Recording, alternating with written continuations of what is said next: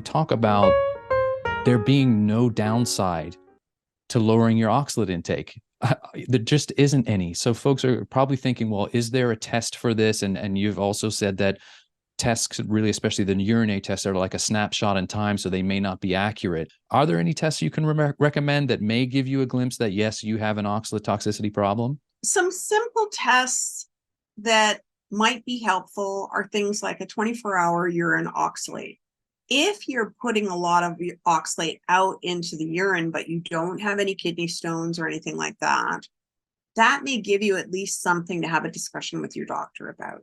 The problem is whether or not your doctor will order it if you don't have kidney stones. So I managed to talk my GP into that. I actually know him from before he was a GP. And so I had kind of a friendship basis to be able to say, just, can we perform an experiment here? Anyway, but when I got my daily urine examined, the first test I did showed me at 293 milligrams of oxalate in my daily urine.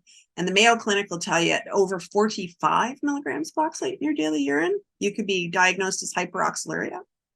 And so yes, I got my doctor's attention by getting that test. Now, if it's a day when, for whatever reason, you weren't putting out as much oxalate, because there does seem to be kind of an ebb and flow to how much may be in our urine, it may not show you what you'd like to see, but that's certainly a place where you can start. And it's a fairly simple test and it doesn't cost a lot of money. You can go to like an organic acids test, and that's going to cost you a lot more money, and it's still a snapshot. And so the problem is, what if when you get your results, it looks like there's not a lot of oxalate in the test?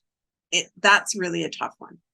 And that's really why I say there's no real downside to trying the diet. You don't have to remove food groups from your diet, although you may want.